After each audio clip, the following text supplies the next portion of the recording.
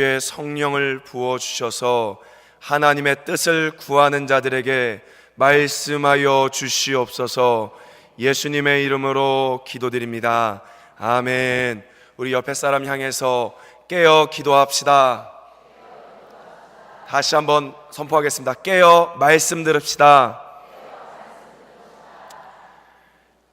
사랑에도 유통기한이 있다라고 하면 내 사랑은 만년으로 하고 싶다라는 명대사로 유명한 홍콩의 왕가이 감독의 영화 중경 3님은 많은 대중들에게 사랑을 받았습니다. 이 영화는 표면적으로 남녀 간의 사랑 이야기를 전달하고 있지만 내면적으로는 영국에서 중국으로 홍콩이 반환되는 시점, 불안에 떨고 있는 홍콩 주민들에게 위로와 소망을 주기 위한 숨은 메시지가 있습니다. 그래서 영화 마지막에 보면 여자 주인공이 금발 가발머리를 던져버리고 검은 머리로 바뀌는 장면이 등장합니다. 이것은 100년 가까이 지배했던 영국의 통치가 끝나고 중국의 통치가 시작되었음을 상징하는 것입니다. 영화 중간에 보면 남자 주인공에게 호텔방 번호 702호에게서 생일 축하 문자가 옵니다. 이것은 중국으로 반환되는 날이 7월 1일인 것을 감안한다라고 하면 홍콩이 새롭게 시작되는 날이 7월 2일, 바로 생일이기 때문에 그렇습니다.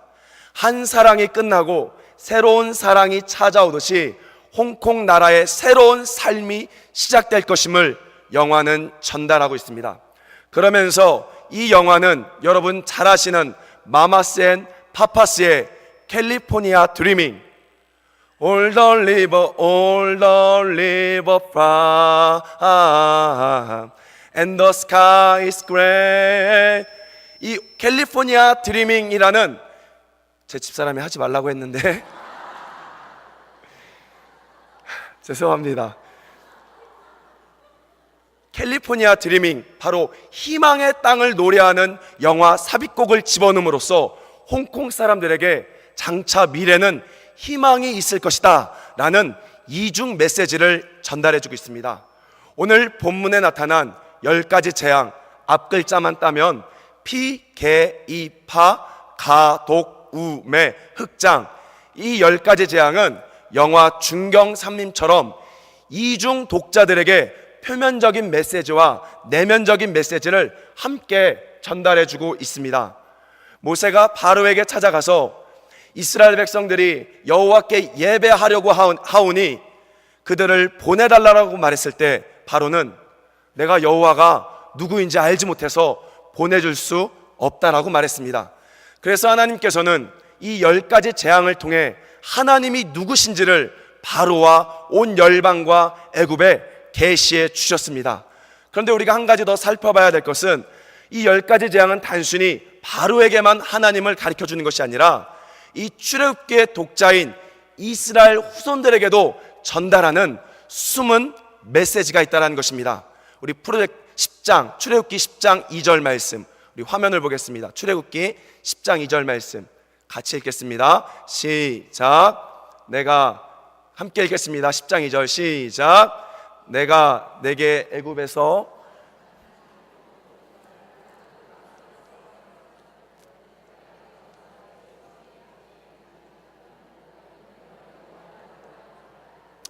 자, 뭐라고 말씀합니까? 바로 내 아들과 내 후손들에게도 내가 증거하고 싶어서 10가지 재앙을 10가지 재앙을 가지고 왔다라고 말합니다.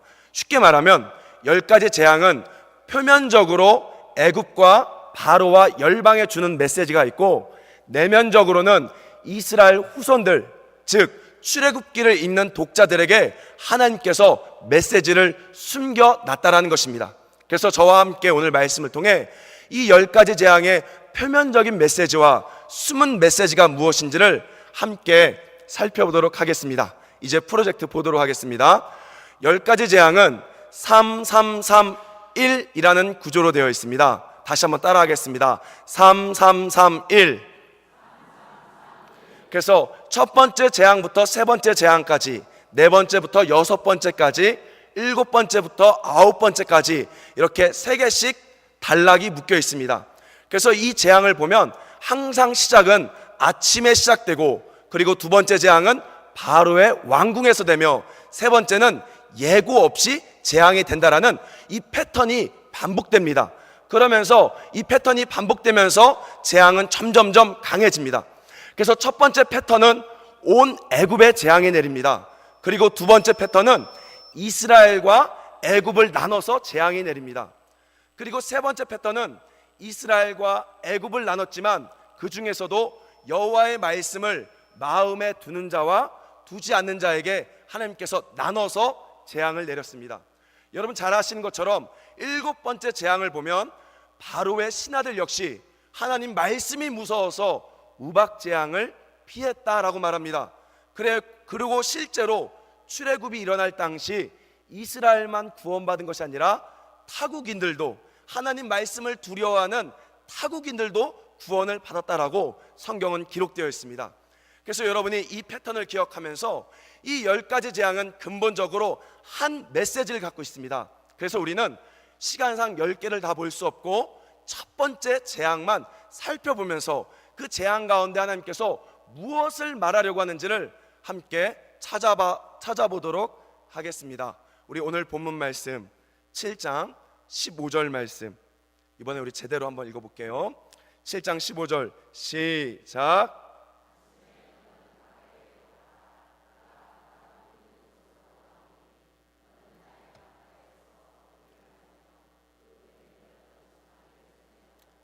여기서 아침이란 것은 히브리어 보케르로서 해 뜨기 직전을 말합니다. 즉 새벽을 말합니다.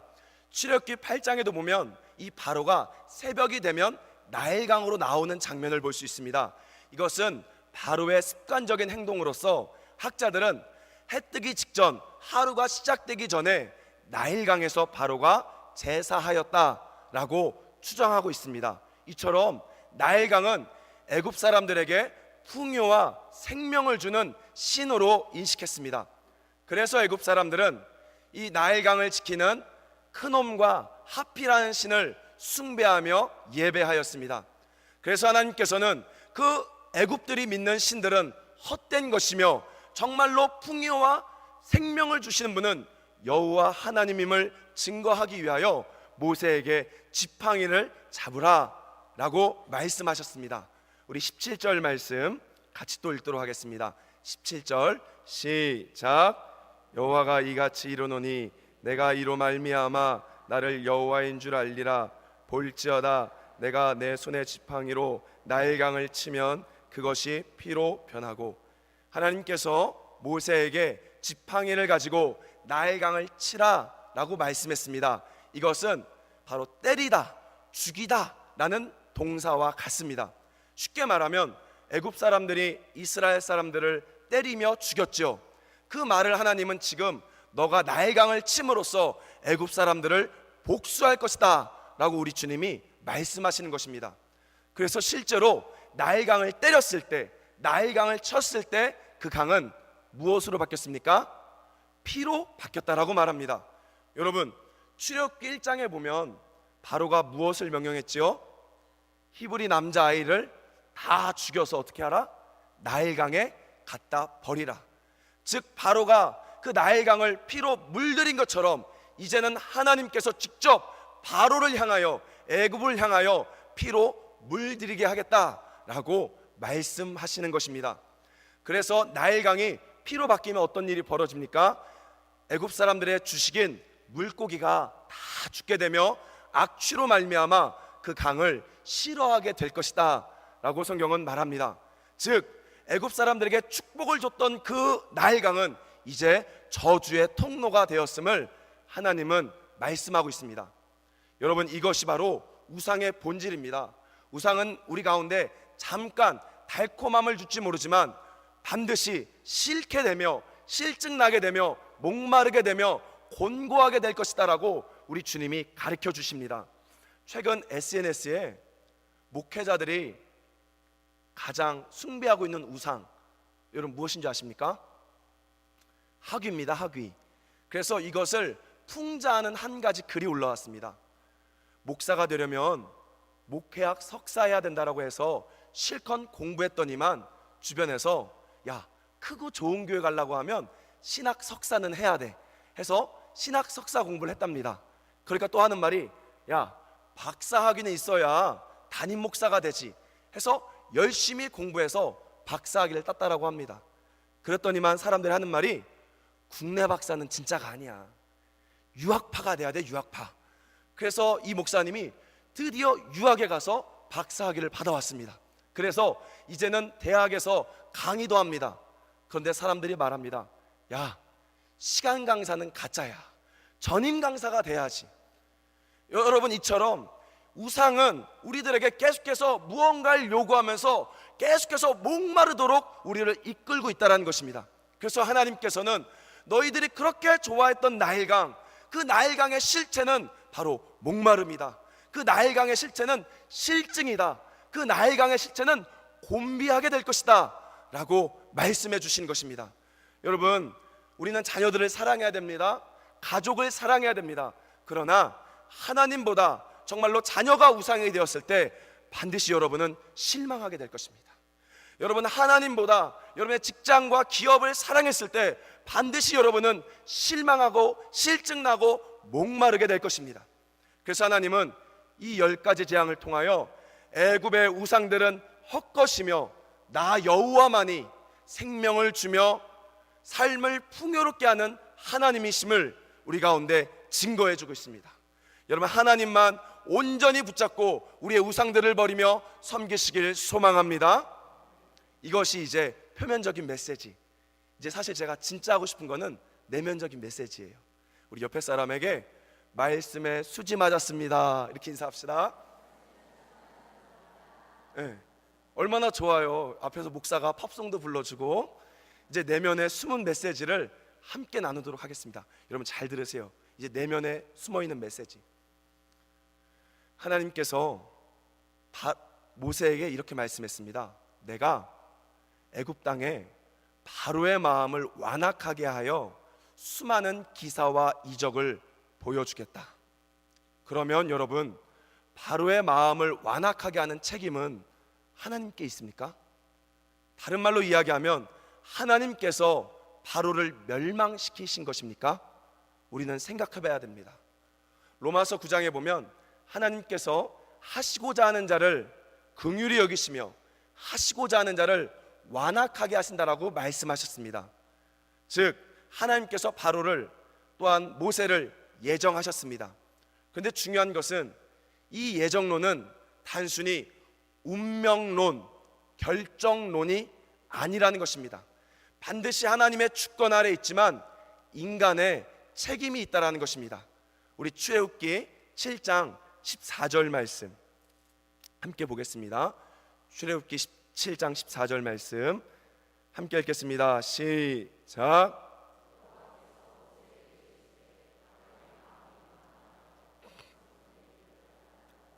여기 보면 바로의 마음의 상태를 보여줍니다.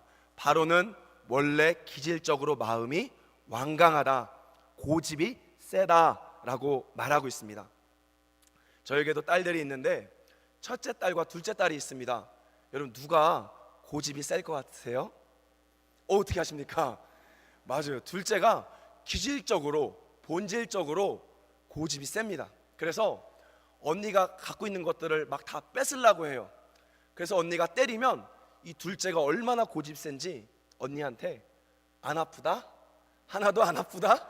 이렇게 말해요. 그럼 누가 오냐면 첫째가 옵니다. 이처럼 바로도 오늘 성경에 보면 마음 자체가 기질적으로 고집이 센 완강한 사람이었다라고 성경은 말합니다. 그런데 두 번째 재앙인 개구리 재앙에 내렸을 때 바로가 이것 좀 제발 없애달라고 모세에게 요청합니다. 그래서 모세가 기도했을 때 이 개구리가 다 없어집니다. 이때 성경은 바로가 숨을 쉬게 되자 마음을 스스로 완악하게 하였다. 그 전까지는 바로 마음 자체가 완악했지만 이제 마음을 완악하게 한 주체는 누구입니까? 바로라고 성경은 말합니다. 그리고 세 번째 재앙, 네 번째 재앙, 다섯 번째 재앙까지 성경은 계속해서 바로가 스스로 마음을 완악하게 하였다 라고 성경은 말하고 있습니다. 그러면서 드디어 6번째 재앙이 되었을 때 하나님께서 바로의 마음을 통제하고 있는 것을 볼 수 있습니다. 오늘 두 번째 본문인 9장 12절 말씀 우리 함께 보겠습니다. 9장 12절 말씀 함께 읽겠습니다. 시작.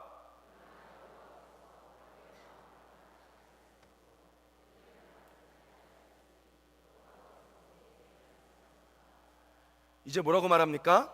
누가 마음을 완악하게 했습니까? 하나님께서 직접 바로의 마음을 통제하고 있는 것입니다. 하나님께서는 오랜 기간 기다리셨습니다. 바로가 스스로 돌아오고 회개할 수 있는 기회를 계속 주셨습니다. 그러나 더 이상 바로가 돌아오기를 원치 않고 의지를 내려놨을 때, 그때야 주님께서 직접 바로의 마음을 지배하기 시작합니다. 그러면서 14절에 보면 본격적으로 하나님이 마음을 지배합니다. 우리 14절 말씀 함께 읽겠습니다. 시작. 내가 이번에는 모든 재앙을 너와 내 신하와 내 백성에게 내려 온 천하에 나와 같은 자가 없음을 내가 알게 하리라. 여기 보면 여러분, 너라고 있고 숫자 1번 각주가 있죠. 1번 각주 밑에 성경 보세요. 뭐라고 쓰여 있습니까? 히브리어 내 마음이라 그러죠. 이제는 하나님께서 바로의 마음을 직접 주관하여 그를 멸망하도록 끌고 가겠다라고 우리 주님이 말씀합니다. 여러분, 근데요, 7번째 우박지향이 일어났을 때 바로가 잠깐 회개한 모습을 보여줍니다. 하나님은 의로우시며 나는 악합니다. 이때 하나님께서는 그 재앙을 멈춰 주셨습니다. 그런데 성경에 보면 또다시 바로가 스스로 마음을 완악하게 하였다라고 말합니다. 그리고 8번째, 9번째, 10번째 보면 더 이상 기회가 없고 하나님이 바로를 마음을 통제함으로 멸망시켰다라는 것이에요. 쉽게 말하면 마지막으로 7번째 재앙은 하나님이 기회를 주시는 사인입니다. 무엇인지 아십니까? 여러분, 하나님은요, 따라합시다. 하나님은 오래 참으시는 분이십니다. 그러나 죄는 반드시 심판하십니다. 이것을 가르쳐 주시는 것입니다. 하나님께서 오랫동안 참으며 바로에게 기회를 줬고 마지막으로 한 번 더 기회를 줬는데도 바로는 그 기회를 놓쳐서 결국 멸망당하게 되었습니다. 바로 하나님께서는 10가지 재앙을 통하여 출애굽기 독자들에게 너희가 광야에서 하나님의 음성을 듣거든 바로가 마음을 완악하게 한 것처럼 마음을 완악하게 하지 말라라고 숨은 메시지를 주고 있는 것입니다. 오늘날 그리스도인들을 향하여 여러분들이 살아계신 하나님의 음성을 오늘날 듣거든 바로가 완악하게 한 것처럼 저와 여러분의 마음을 완악하게 하지 마십시오. 하나님은 반드시 심판하십니다. 그것을 말하기 위하여 출애굽기는 이중 독자들에게 표면적인 메시지와 내면적인 메시지를 전달하고 있습니다. 허물이 많고 실수가 많고 죄가 많은 사람이 앞에서 설교하지만 하나님께서는 이 설교 가운데 주의 성령께서 역사하심으로 오늘날 살아계시는 하나님의 음성을 전달하고 있습니다. 이것을 종교개혁자들은 스피리투스 cum 베르보, 말씀은 성령과 더불어 역사한다 라고 말씀했습니다. 그래서 여러분, 종교개혁자 칼빈은 기독교 강요에 설교자가 설교할 때 성도들은 말씀의 수납 작용을 하게 된다라고 이야기한다는 것이죠.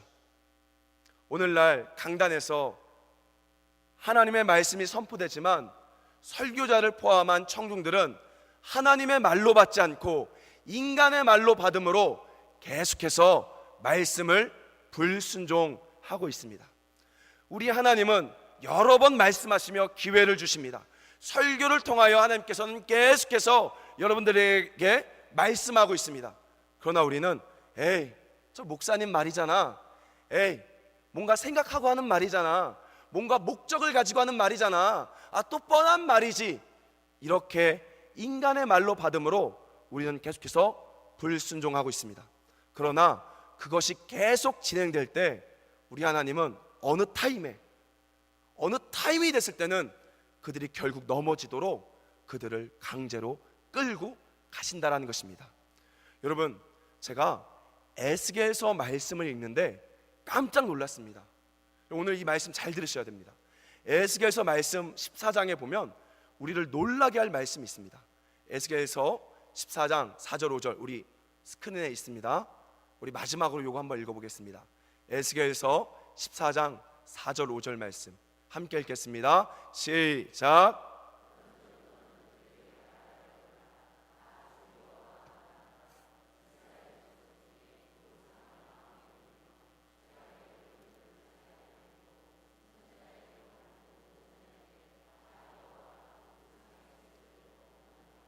이는 이스라엘 족속이 다 그 우상으로 말미암아 나를 배반하였으므로 내가 그들이 마음먹은 대로 그들을 잡으려 함이라. 여러분, 이 말씀은 계속 묵상해야 됩니다. 어떤 말씀이냐면 하나님께서 이미 하지 마 이렇게 말씀하셨어요. 근데 제 마음에는 하고 싶은 마음이 있습니다. 그래서 하나님께 묻는 거예요. 하나님, 말씀해 주세요. 말씀해 주세요. 그런데 이미 하나님께서 말씀했음에도 불구하고 마음의 우상을 가지고 물어보면 하나님이 해라 이렇게 말씀한다라는 거예요. 그래서 어떻게 합니까? 결국 그를 멸망시키도록 음성을 주시겠다라는 것입니다. 여러분, 실제로 보면 발람 선지자가 있습니다. 하나님께서 발람 선지자에게 야, 모압 왕에게 가지 말라라고 말씀했습니다. 근데 발람 선지자는요 가고 싶었어요. 왜 그렇습니까? 돈 때문에. 그러니까 또 물어봐요. 이미 정답을 알면서도 하나님께 물어봅니다. 하나님, 갈까요? 말까요? 하나님, 갈까요? 말까요? 이때 하나님 뭐라고 말씀합니까? 가라. 너 마음의 우상대로 주님은 가라 라고 말씀하는 거예요. 그래서 실제로 하나님의 음성을 듣고 가는데 어떤 일이 벌어집니까? 여호와의 사자가 나타나서 발람 선지자를 죽이려고 했다는 것입니다. 분명히 하나님 음성을 들었는데, 하나님 말씀을 듣고 순종했는데 어떤 일이 벌어집니까? 그를 죽이려고 했다는 것입니다. 그런데요, 이때 가지 말아야 되는데, 마지막 기회로 가지 말아야 되는데 발람 선지자가 또 물어봅니다. 하나님, 갈까요? 말까요? 하나님 뭐라고 말씀합니까? 가라. 그래서 그는 결국 불의의 싹을 사랑하여 멸망받았다. 여러분, 이거 잘 들으셔야 되는 것이, 우리 마음에 우상을 가지고 마음이 완고한 상태에서 계속해서 하나님께 물으면 하나님은 그를 멸망하도록 이끄시는 분이란 사실입니다. 이것이 10가지 재앙을 통하여 이스라엘 백성들에게 주님이 전달하는 말씀입니다. 너희가 오늘날 살아계시는 하나님의 음성을 듣거든 마음을 완고하게 하지 말고 순종하라. 그래서 멸망당하지 마라 라고 주님이 말씀하는 것입니다. 설교를 정리하겠습니다. 하나님께서는 10가지 재앙을 통해 표면적인 메시지, 세상의 우상은 헛것이며 하나님 여호와만이 만군의 신이심을, 생명을 주시고 풍요롭게 하시는 분이심을 말씀해 주셨습니다. 그리고 10가지 재앙을 통하여 내면 메시지, 너희가 오늘 살아계시는 하나님의 음성을 듣거든 마음을 완고하게 하여 또 물어보지 말고 이제 순종하라 라고 주님이 말씀하시는 것입니다. 저는 축사에 보면, 시골에 보면 이 가축들을 키우는 축사가 있죠. 이 축사에 보면 철사줄이 있습니다. 아주 굵은 철사줄이 있습니다. 저는 절대로 이 철사줄을 안 잡습니다. 왜 그럴까요? 어렸을 때 뭣도 모르고 이 철사줄을 잡았는데 거기에 전기가 흐르는 거예요. 그러니까 소들 나가지 말라고 철사줄에 전기를 흐르고 있는데 저는 그것도 모르고 잡는 순간 지지직 해갖고 뭐랄까요, 정말 더러운 기분, 막 괴로운 막 그걸 느꼈습니다. 그리고 나서요, 지금도 철사줄 아무데나 쳐 있어도요 절대 안 만집니다. 왜 그럴까요? 그렇다고 여러분 저 싫어서 막 철사줄 갖다 이렇게 대면 막 저 도망가요 이렇게. 왜냐하면 무서운 줄 알아서 그렇습니다. 그것이 얼마나 무서운 줄 알기 때문에 저는 절대 철사줄을 안 잡습니다. 하나님이 얼마나 무서운 줄 알면 우리는 오래된 죄에서 빠져 나올 수 있게 되는 것입니다. 오늘날 왜 기독교가 세상에게 개독교라는 소리를 듣습니까? 바로 우리의 불순종과 죄 때문에 그런 것입니다. 만약에 우리가 우리의 믿음의 선배들, 청교도들이 인식했던 그 두려운 하나님을 오늘날 우리 성도들이, 저와 우리 성도들이 그것을 인식한다라고 하면 우리는 죄와 피 흘리기까지 싸우게 될 것이며 세상은 우리로 말미암아 행복하게 될 것입니다. 출애굽기는 성도들을 향하여 너희는 제사장 나라이며 거룩한 백성으로 우리 주님이 부르셨습니다. 제사장 나라가 되기 위해서는 우상을 버리고 오직 여호와만 섬겨야 되는 것입니다. 거룩한 백성이 되기 위해서는 바로 진노하시는 하나님, 죄를 심판하시는 그 하나님을 두려워할 때 우리는 거룩한 백성이 될 수 있는 것입니다. 오늘 말씀을 듣고 다시 한번 하나님만 섬기겠다라고 고백하며 우리의 불순종을 회개하고 하나님을 두려워함으로써 거룩한 백성 되시는 저와 여러분 되시길 소망합니다.